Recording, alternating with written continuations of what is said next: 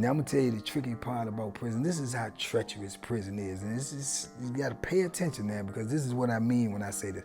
Now, a person like me, I've earned my reputation in prison. There's no way anybody gonna tell you different. They know who I am and they know what I'm about. But people also use your position and your situation to take advantage. Now, when people know I made parole, oh, you know the first thing in their mind, oh, he ain't gonna do nothing. He trying to go home. Have you ever been phone checked? All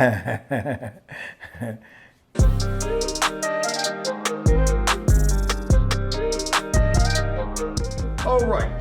Banky, what's going on with you, man? Hey, everything's good, man. How you doing? Doing great. We are going to do something a little bit different today.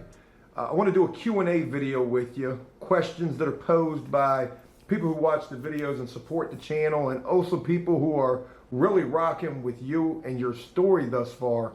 But as we get into this and as we first begin, I want to ask you, what are you thinking about sharing your life and your experience with us here on After Prison Show? I'm thinking it's wonderful, man. Like I say, I believe it's therapeutic. I'm able to express myself and say some things about the way I feel and the things I've experienced, and have people to receive it, understand it, to digest it. It's beautiful to me that it's so many people that's interested in what I have to say, because ironically, when you're in prison, your voice is unheard. No one listens to what you say. I can remember calling the CO or the officer hundreds of times, hey, or trying to write 100 requests to the warden to talk to him about something, or trying to get to somebody to get them to listen, but people won't listen to you. So it's just ironic that, for all that time, no one cared about your voice, that someone would actually pay attention to what you have to say. And I think that's humbling, and I think that's a beautiful experience, man, and it makes you feel good that people even care that, what you think and what you experience. I think that's a beautiful thing. So I appreciate everybody who appreciates what I've been through. I appreciate everybody who appreciates what I have to say. I even appreciate the people who don't even agree with me and the people who don't care what I have to say, because I've experienced more of that than this. So I can accept both. So, God bless all y'all. You've experienced more of the positive than the negative. I've experienced more of the positive than the negative out here with the After Prison Show. But in life, I've experienced more of the negative opposed to the positive. Right. And I was just asked recently as of today, how did I transition from, thinking so positive all the time? And my answer was simple. I transitioned because I had no choice. Because I was in a negative environment. I was around negativity all day, 24/7. Prison is, for lack of a better phrase, is nothing but a hate factory. That's all it is. It's filled with hate and misery and gloom. And that will consume you. That will eat you up, man, inside out. And you will either become a part of it or you will rise above it. So those are your only two options. So I just started feeding myself positivity. I started reading positive things. I started reading philosophy, Nietzsche and Mayo and things like that. And once I started doing that, I started believing that I could be better, irregardless of what, was placed upon me, irregardless of my surroundings, irregardless of my circumstances. And you have to do that, because if you feed yourself all negativity, there's nothing going to come out but negativity. So I had to start feeding myself positivity in order to be positive. And once I started doing that, I started thinking different. So when somebody asked me that was my answer. And I had never been asked that, but that was the answer, because that is the real answer. You have to feed yourself what you want to be. I had to make myself be positive, or either I would have drowned in misery, I would have drowned in negativity. I had no choice. And possibly also probably never been released either. Absolutely not. That was what I said as well. I said I probably would have never got out, or either I probably would have got killed, or I probably would have ended up killing somebody, which would have ended up killing me. Because when you take a life, you lose a life. You take a life, you lose a life. You lose your own. So it just was a tough situation. But like I say, I feel blessed that I came to that point because I know people that didn't make it to that point. I know people that just got consumed with it. You know, when you talk to them every day, you see them every day, it's mean mugging, it's hate, it's because of what we in. It's the environment that we in. It's just festering with just negativity, you know, because everybody is mad because of their situation. Everybody is upset because of where they at. Everybody is even angry because of the way they're being treated while they're there. So that's every day, all day. And if you live with that and you suck that in and you breathe that in, that just becomes a part of you. So you have to rise above it. You have to find a way to say to yourself, man, I can't let this consume me. You know, I can't. And I try not to look at all the negative in a situation. I try to look at the positive. Even though where I was at, I said, well, I got a family where they love me. I got kids, I got grandkids, they love me. Opposed to everything that was going on the inside. I had that.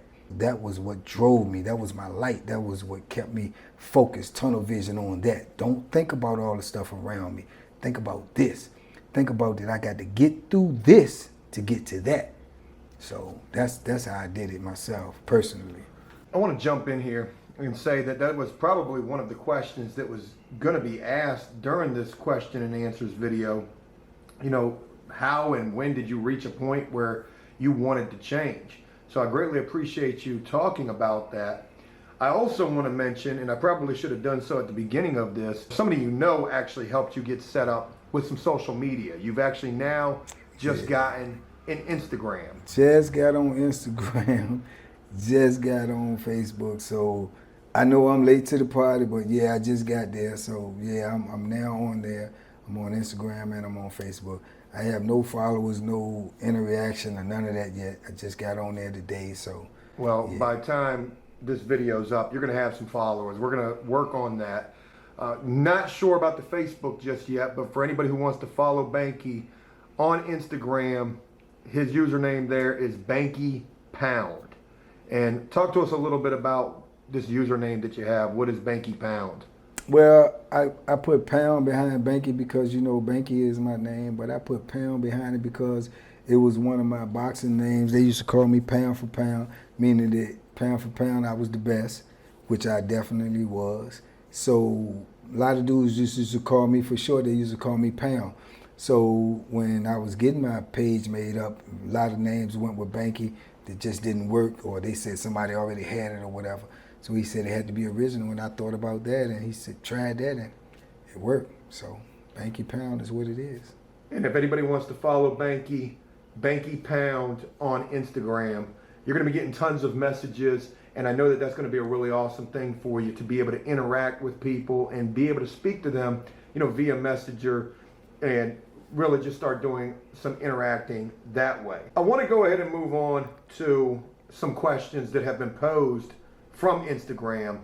On my Instagram, I made a little video saying that we were going to do this Q&A, and I haven't read any of these to you yet, so this is definitely going to be a little more lighthearted, and also I'm not going to ask anything too ridiculous, but this is definitely going to give people even more of a better sense of who you are. And I want to start with, and mind you, this is going to be all over the place, Banky. All right? Okay. All right, I saw this one and I got to start with this one. But I'm going to start with this one from somebody named Bench Brawl, who says, is it okay to, they're talking about female COs. Right.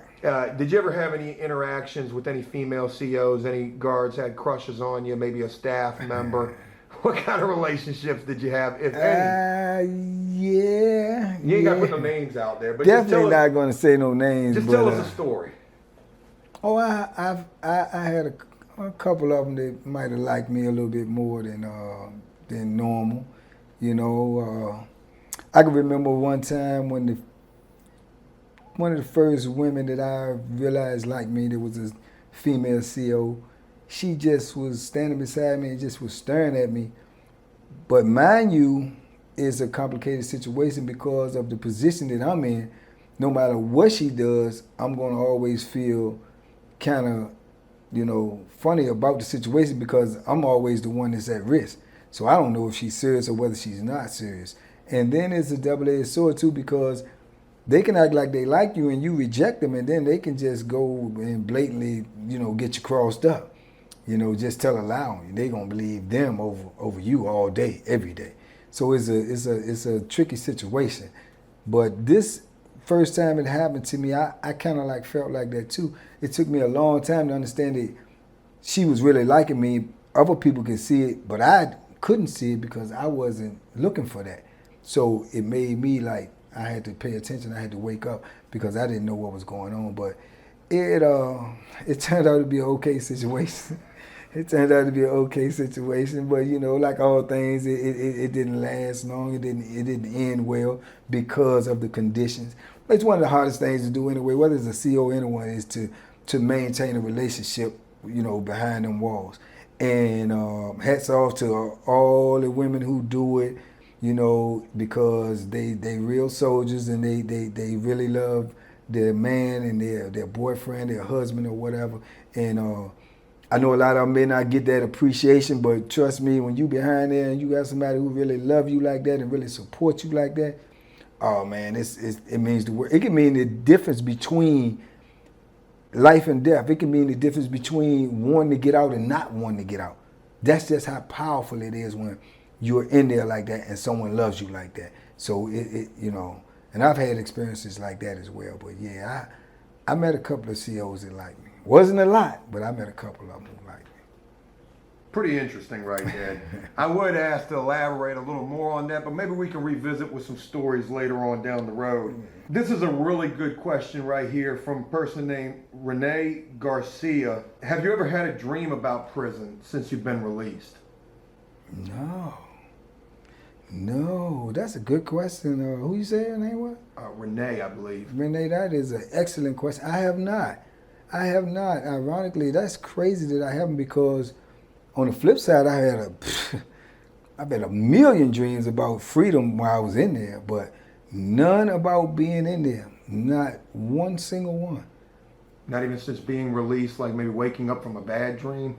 No, but I've had experiences as if,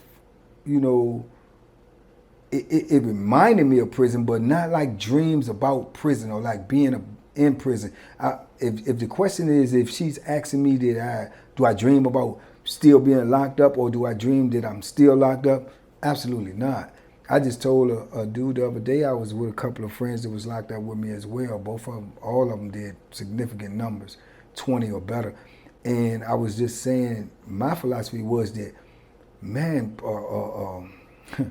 being released is I was told this before I got out, it's like, you're not going to remember half of this stuff that was hurting you so bad. It was because freedom is so great.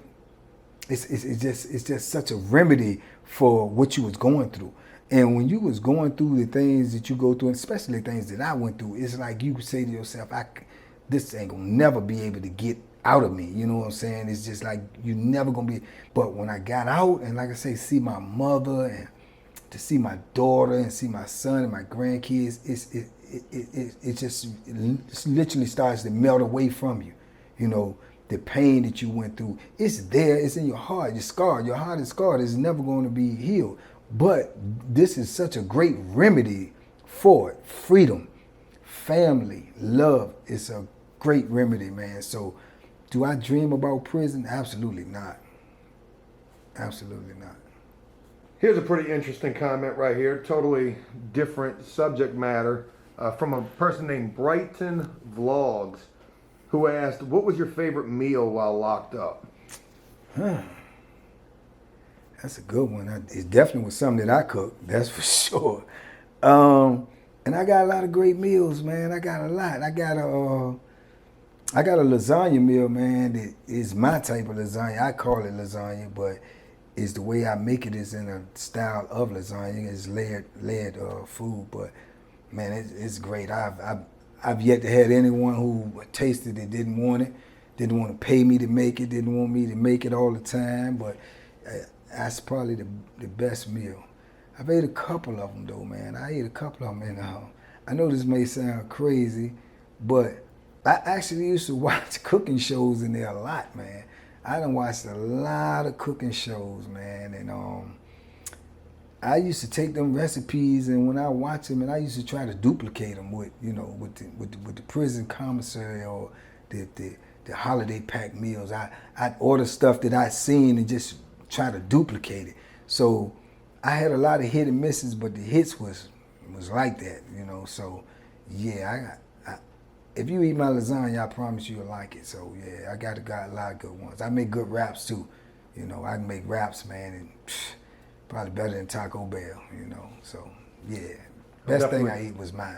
I'll definitely be looking forward to doing another cooking video with you real soon. Absolutely. That lasagna, that's going to be one to definitely look forward to. Absolutely. This next question comes from MCL.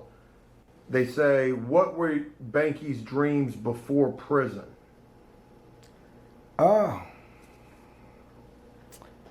Felt like I wanted to be, could have been a world champion, boxing, you know.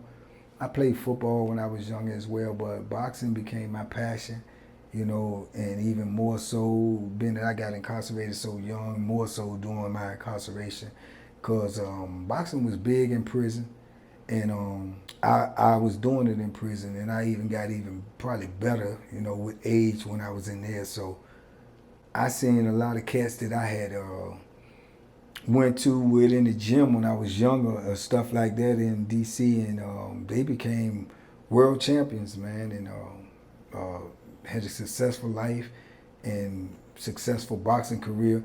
So I feel like in retrospect I could have did the same thing. That's why I tell people, you know, your life can change in a blink of an eye. A blink of an eye, your life can change. One bad decision that can change your life. One of my main things I used to say to my kids and my friends or whoever I was associated with, and from the phone in prison or from visitation in prison, this became one of my mottos. I used to always tell them before I got off the phone with them or before I left them, be safe, be smart, and make good decisions. Be safe, be smart, and make good decisions. And the last one is the key to everything. You have to make good decisions, because you can make one bad decision and that can take 30-some years out of your life. So yeah, I felt like I could have done something, man, but bad decision changed all of that. This same person also asked, what do you want to do with your life now? Kind of down the same line. I mean, if I was ever fortunate enough to get financially stable, I would like to open up a gym, teach young kids how to box, but also how to navigate their way through life, you know, to duck them pitfalls that I fell in, to duck the speed bumps, you know, not to get caught up in the gangs, not to get caught up in the street life, not to get caught up in the drugs, because those things right there would change the course of your life. So what I would like to do is to get a gym and to be able to get young dudes in there and teach them how to box and teach them a little bit about life as well. You know, instead of criteria, you know, in order to just learn how to box in here, you also got to learn how to be a good person. You know what I'm saying? You got to learn how to listen to your mother. You got to learn how to listen to your father. You know, you got to learn those things first. How to learn how to go to school and get good grades. You know, because in order for you to be successful, you're going to have to be successful in all areas. And don't fall for all the hoopla, all the tricks, all the little whispers in your ear from people out there that's doing no good. You know, and I think, like I say, a lot of kids get lost because they listen to the streets instead of listening to their home. But that's what I tell them, and you know, I used to say that in the Reentry program, because I was the senior coordinator in there, and I used to speak a lot in there, and I used to say that to them in there, how ironic it was that when you're young and your mother and your father are telling you to make up your bed, to go to school, to pay attention, to stop hanging around bad people, and you don't listen to them. And then you go out in the street and you get in trouble and you get locked up. And guess what? When you get locked up, you're a grown man. I don't care if you're 20, 30, 18, 50, 60 years old people in there. Guess what they telling you in there? Wake up, go to school, make your bed up, be groomed. They're telling you the same thing. So you're waiting to be forced to do these things when you had a choice to do these things when you were younger. So you got to listen to the people who love you. The people who love you are telling you this because they got your best interests at heart. Now these people are telling you this because they get a paycheck. but you're listening to them, but you wouldn't listen to the ones who love you. So it's a crazy thing, man. It's like the perspective that you got to put it in, and you got to look at where the information is coming from. Why wouldn't you listen to the people who love you? Whether you understand it or not, why wouldn't you give them the benefit of the doubt opposed to the benefit of the doubt of people you're listening to in the streets or your so-called friends? So those are things that I learned over time, but you know, that's just a crazy and hard lesson to learn. But you know, you have to pay attention early and you'll get these type of things. But I would like to be able to teach kids that, man, so they wouldn't go in the wrong path that I went in just by not listening, you know. So that's part of my dreams, you know. This next question comes from I've Never Been Hiking. And they said, what was your biggest surprise after being released? Biggest surprise after being released? Well, immediately, my biggest surprise was walking, you know, in the free world and looking behind me and won't nobody following me, or I ain't see a CO. That was my biggest surprise. I know it sounds, you know, simple, but it's not when you had somebody, you know, for 30-something years, you look around in any direction and you see an officer.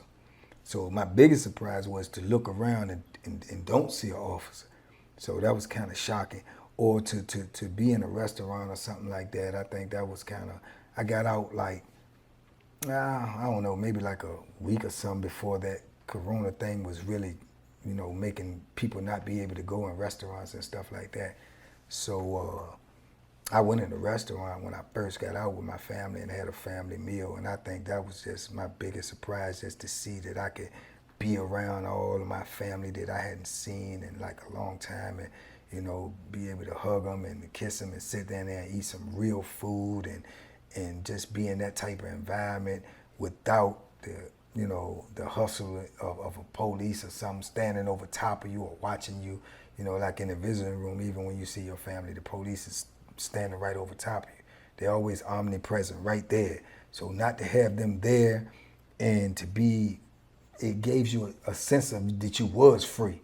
So that was like my biggest shock, you know, out of anything. This next one is from Modesto, who says, how hard was it to transition from prison life to real life? I mean, prison life is real life. It's real life, it's just not this life, but it's real life.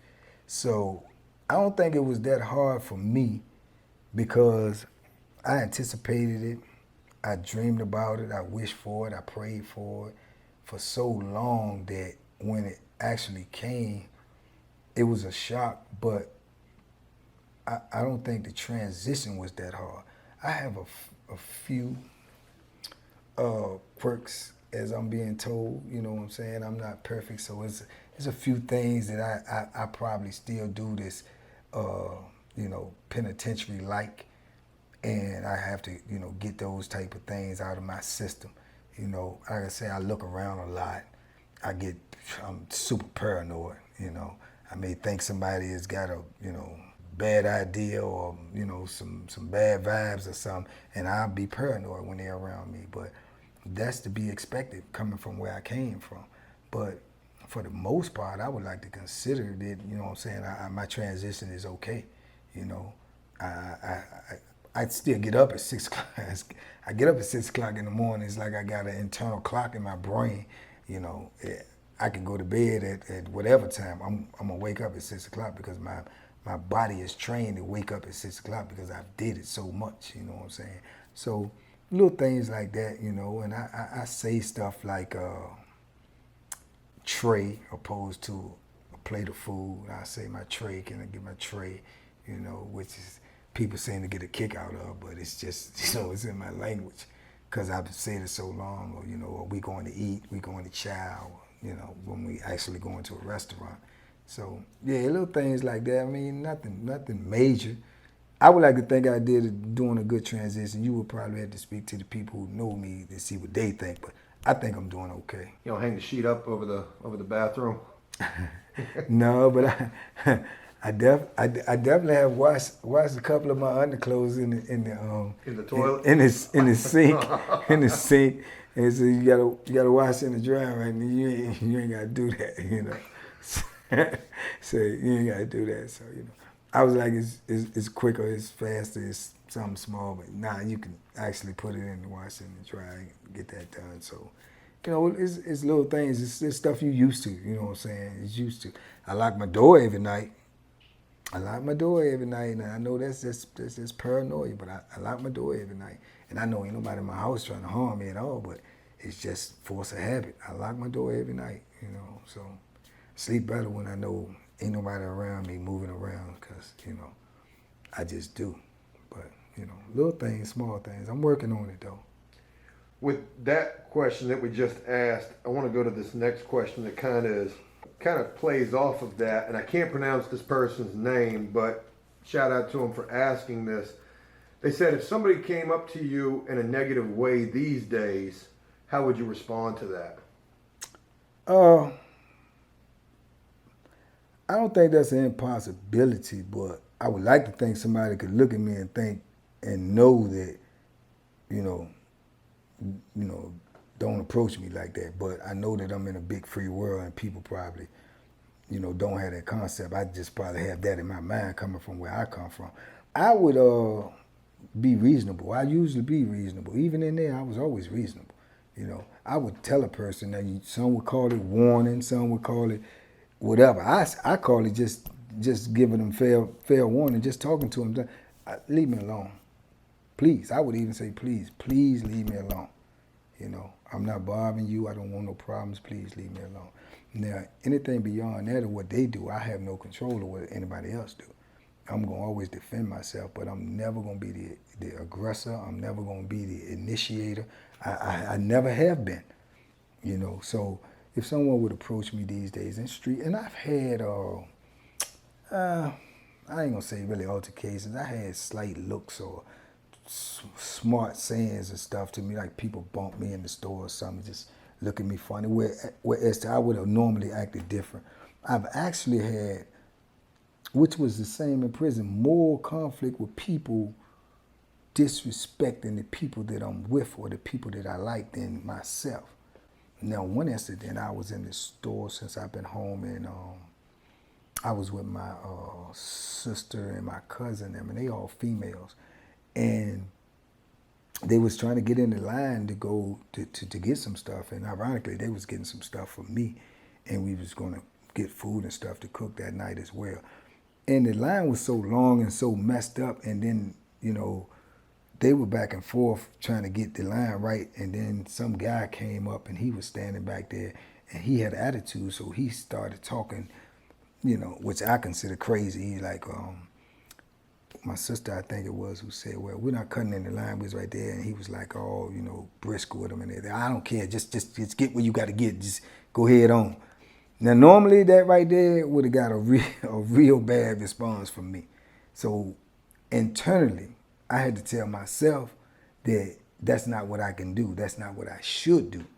But internally, oh man, I was ready to give him the business, because first of all, he's disrespecting females.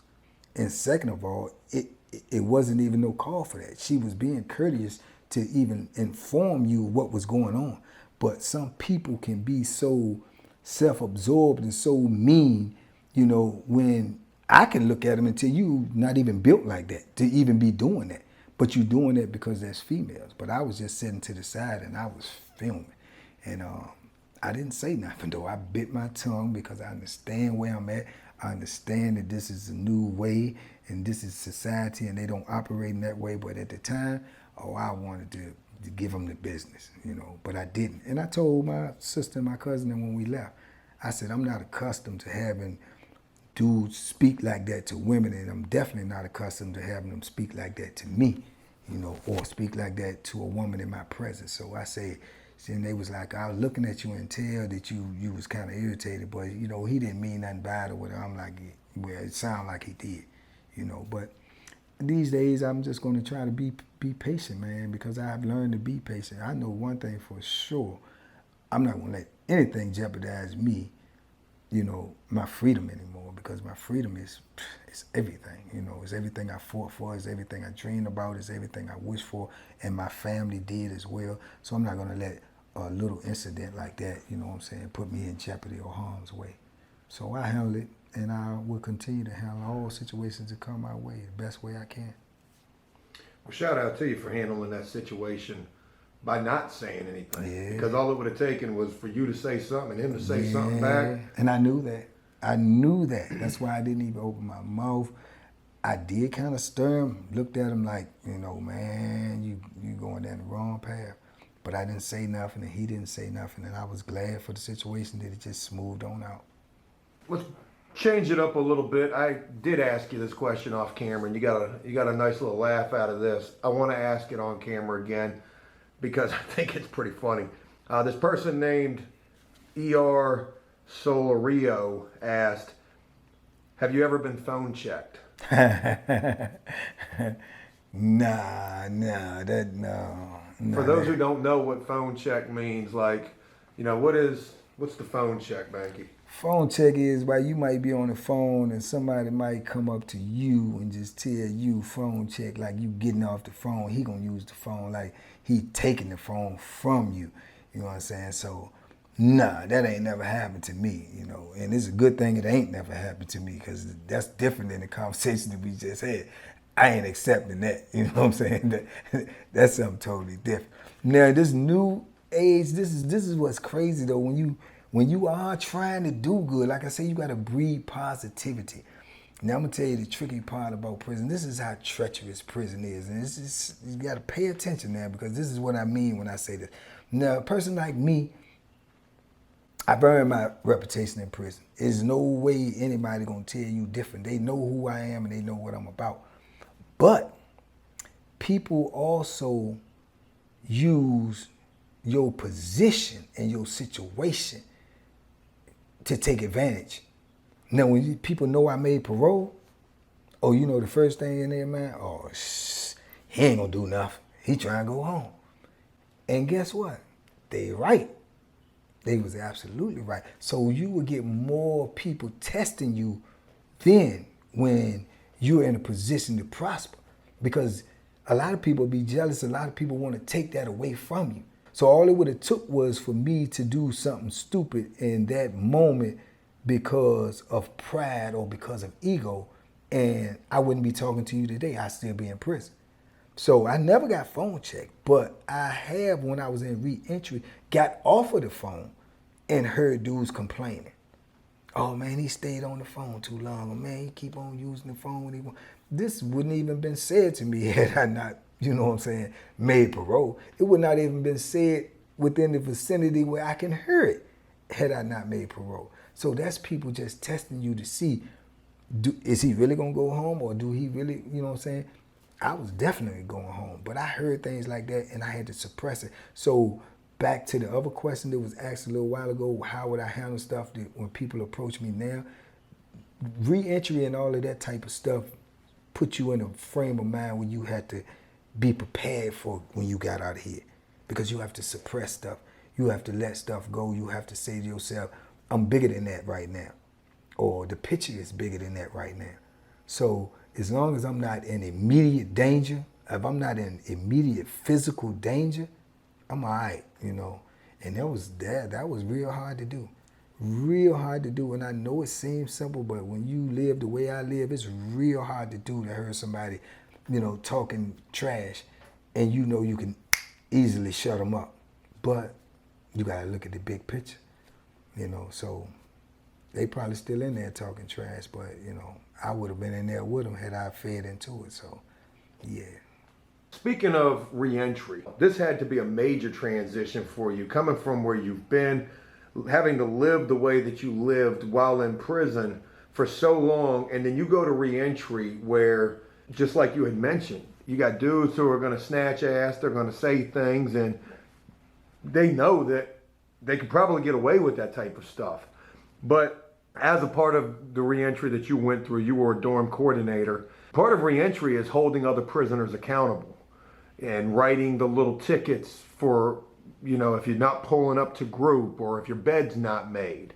You know, talk to us about what that was like for you. How do you go from you know, where snitching is basically dead to where reentry makes, where they try to change the word snitching to holding somebody accountable. You know, talk about your transition into that program, into the reentry program. Yeah, it was a major transition for me because, like I said, to just come into that type of environment. Now, the one that I was at, they didn't actually have, you know, or convicts or anything writing tickets on people or nothing like that. But they definitely wanted you to hold the next man accountable. They definitely wanted you to do that, you know. But I ended up getting there when I got there. I ended up being more or less, I don't want to use the word forced, but talked into becoming the senior coordinator in there. So I was like the head dude within like 2.5 weeks of me being in there. And I didn't even know the program. I had even never knew anything about the program because obviously I had never made parole.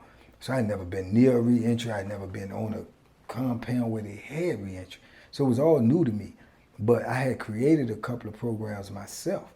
And they had word of mouth about my program. So they had read my programs and they felt like it was well spoken and it was well put together. So they felt like I could facilitate the course, which I ended up doing. And it was a blessing to me because it made me realize that I could actually speak in front of people. And I had never did it before, besides in groups and talking to regular people. But I had never spoken in front of that many people. At that time, I was speaking in front of about 80, 85 people every day, you know, twice a day, you know, where only person was talking was me.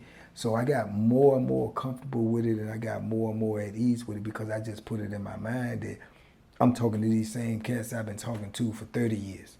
You know, they just in a bulk now. So once I told my mind that it was more easier for me to talk, but we definitely had to be in a different mindset because everybody in there a lot of it in there was what you consider the dudes is like going against the code of what they usually live by. Dudes is acting more in tune to prison rules and regulations than they had ever been because of the simple fact that you under the gun. Anything you do while you in there, especially if you made parole, anything you do, they can take the parole back. Just because you made parole and you're in here, you still have to complete this 5-month course. If you don't complete this 5-month course, they can take your parole back. You could get a regular charge like you may get in population, a vulgar language, a cursing charge, which is a petty charge. But you can get that in reentry, and that can take your parole. So you definitely had to walk on eggshells. You definitely had to be aware of your surroundings. You definitely had to get up every morning, like I say, 6 o'clock, 5:30, make your bed up, you know, make sure that you have all your room in order, your room is clean, you have stuff up under your bed, you have nothing hanging out, you have no curtains hanging over the window. These are things that dudes would never do because dudes was living with life sentences like, I ain't never going home. You had dudes wake up there, room look like a hurricane. And it be like that all day, you know. So it was a lot of different things. And like I say, the officers talk to you more aggressive. The inmates talk to you more aggressive because everyone knows that you're under pressure because you cannot make no mistakes. So like I say, it's a flip side. What I say, I try to take the positivity out of all of it. I looked at it like, okay, I don't like it, but it teaches me discipline. It teaches me to subdue my feelings. When I want to be angry, I can't afford to be angry. When I want to act out, I can't afford to act out. So it just taught me discipline. I'm not saying it was easy, it was hard, but it taught me discipline. It got me prepared to come out here. So I think reentry in itself, like I say, when you first go into it, is like the metaphor that I used earlier when I was saying about, you know, you don't listen to your parents, but you go to prison and you have to listen to people telling you the same thing your parents was telling you when you was a kid, you know.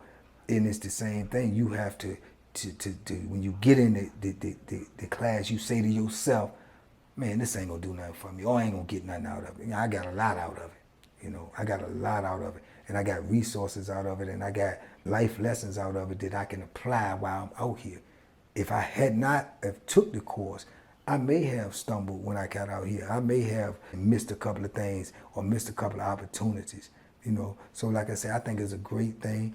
And like I said, you have to get out of what they say in there is out of bit mode. You have to transition your brain out of doing time. You have to transition your brain to say, well, I'm not in prison no more, so I'm out here. So I got to act like I'm out here. And like I've said, and I said again, it's hard to take 30 years of living and condense it all into 100 days and say, well, I'm in the free world now, so that ain't happen. I got to live like this now. Nah, that did happen. And I'm trying to transition, but it's going to take more than 100 days, you know, because you got 12,000 plus days versus 100 days. That don't fit on nobody's scale. So it's a process. People got to work with me, and I got to work with people so we can have better understanding. But I think the reentry, man, like I say, it's a blessing, but it's in disguise. You have to be willing to come outside of your comfort zone to get the maximum effects of the program. But the program definitely works. You know, it worked for me. I want to switch gears completely, and I'm going to ask two more questions, and then we're going to wrap this up. But this person, username Yarwood, said, what's the funniest thing that you saw in prison? I done seen some funny stuff in prison. I done seen some gross stuff in prison too. I done seen stuff that I don't know what people would consider funny. I could tell you one of the craziest things I've seen. Now, I don't know if people want to hear this or not, but it's a true story. I seen a dude one day. They got a lot of mice in prison. A lot of mice, rats, all of that. But at some point in time, it be where the mice or the rats are they there. You know what I'm saying? They're hard to get rid of until they can do whatever they do. But at some point of the year, they just everywhere. So you may be in your room sleeping at night in your cell, and you may hear a little noise or whatever, and you get up, and you may see a rat or a mice, you know, in your cell. You know, now I can tell you a funny one, and I'm gonna tell you one that you may consider gross. Now, this is what my first experience was. I remember when I was in the wall, and I woke up one night because I heard some noise. Now I'm in the cell by myself, so I heard some noise. So I immediately get up, and you do become a light sleeper when you're in prison. So I immediately get up, and I'm looking around, and I say, hold on, I know I heard something. And I look over on my desk. We have a little desk in there, where it's a locker, but it's about, you know, waist high. It's kind of tall. It's about waist high, and it has components in there. And this is where I got my food and stuff at. So I look over there, and I see a rat, and I'm talking about a rat, not a mice, a rat, probably about this big, long, hard tail and everything. And he's eating my cereal. Now I'm scared. I'm not even lying to you. I'm scared because I don't even know what he's gonna do. And I'm thinking that, you know, I got to get him up out of here. So I'm hollering and I'm yelling at him, and he ain't even moving. He's like he ain't even listening to me. So I try to reach down on the floor because I'm standing on the bed, that's probably the funny part. I'm literally standing on the bed. I don't know why, because he already on the locker. So I guess if he wanted to get to me, he could get to me. But in my mind, I'm thinking if I'm standing on the bed, he can't get to me. So I'm looking at him, but I'm reaching down to try to grab my boot. So I grab my boot, and I literally holler at him, and I throw my boot at him, and he just turned around and say, shh, and hissed his teeth at me as if I'm not leaving. You know what I'm saying? So, man, I was in there scared to death. So I'm like, this big rat up in here, and I can't get him out. So I'm just literally standing on my bed yelling, get out of here, go on, get out of here, get. And he ain't do nothing till he finished eating that cereal. And he jumped down and crawled on up out of there. So the next day, I'm trying to get some plastic from people. I'm trying to get tape. I'm trying to tape my whole front of my cell up all the way to the floor. So can't no one, they come in there. We got putting empty soda cans in front of it. So if he do get through and I'm sleeping, knock the cans down, and I heard the noise and I get up, and I was paranoid as hell messing with them rats, man. And that to me, that's kind of funny now, but it was not funny then. You know what I'm saying? It was definitely not funny then. Now the other part about that is, years later, I was on Greensville, and the mice was, you know, they was infested with mice. So a dude caught a mice in his cell one day, and he was still alive. And he trapped him where he ran into the trash can. So he flipped the trash can up, and the trash can is tall too. It's about waist high, so the mice couldn't get out. So he said, I got him, I ain't my trash can. So he's taking them out to throw him out. So another guy said something about, you got him in there, he alive? He said, yeah. He said, yeah, he alive. So everybody was down there looking at him. He had him in the middle of the trash can, so he running around circles in the trash can. And one dude said, out of the blue, give me $100, I'll eat him.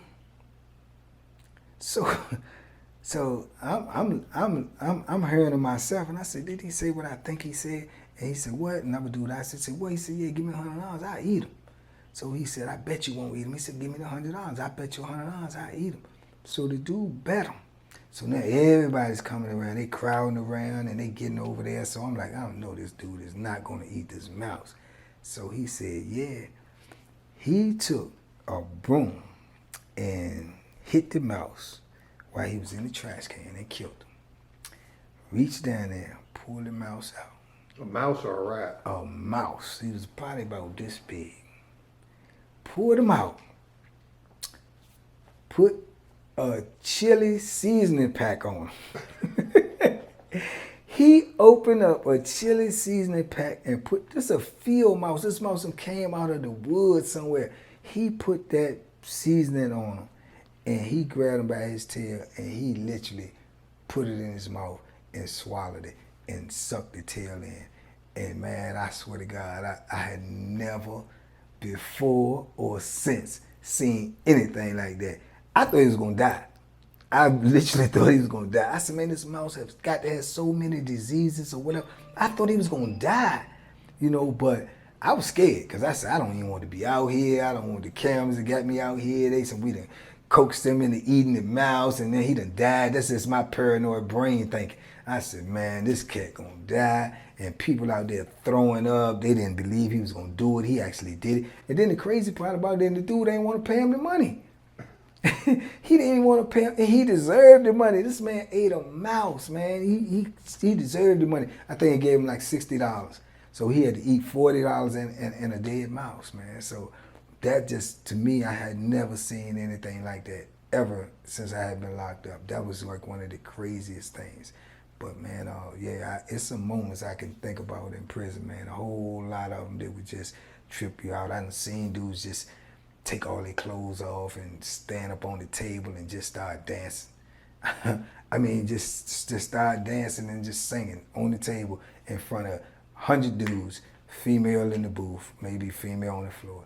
He just take all his clothes off and get up on the table and start dancing. When you start seeing that type of stuff over and over again, then you become immune to it. But when you first see it, it's shocking to you. It's like, what is this for real? But yeah, you got people in there that just, they do crazy stuff, man, all day, every day in there.